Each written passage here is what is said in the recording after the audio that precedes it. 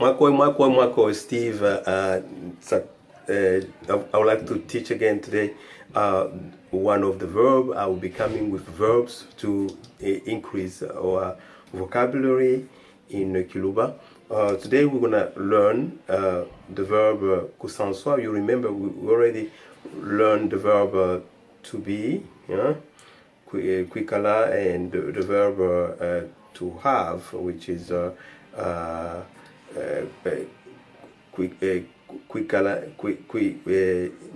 we say ndine, to have something, ndine, udine. So today we will be learning the verb kusanswa. So I'm gonna get deeper and deeper in Kiluba. For those who are excited, I'm excited about. So we'll get into it. So today we're learning kusanswa. That's the verb kusanswa, which the verb to love. I'm gonna put it right in front of you so that you have an idea what we're talking about. So verb kusanswa, and the verb kusanswa, it's a verb to love, and it's we can say the verb aimer.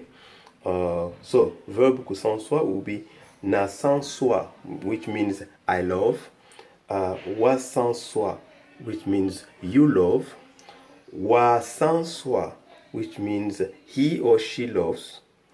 You understand wa, which means she loves.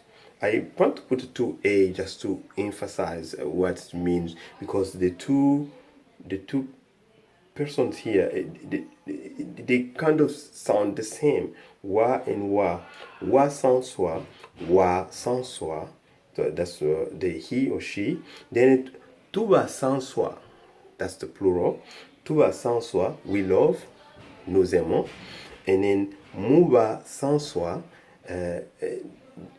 you love, or they, vous aimez.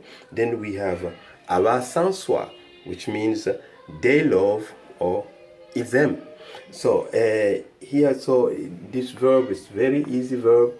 I start with love because God is love. God is love. So we can say wa sanswa, uba sanswa. Wa sanswa, say you love. Wa sans, this means na sanswa, na it means me. Na sanswa, I love. Wa sanswa means you love. Wa sanswa means he loves. He loves or she loves, the same thing, she loves. Then tuba sanswa, all of us, means we love. Muba sanswa means you love. Aba sanswa means they love. So that was very easy verb to retain, all of us, and we'll continue next time. And I thank you, Mwafaiko, thank you.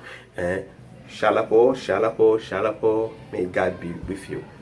Be blessed. Thank you.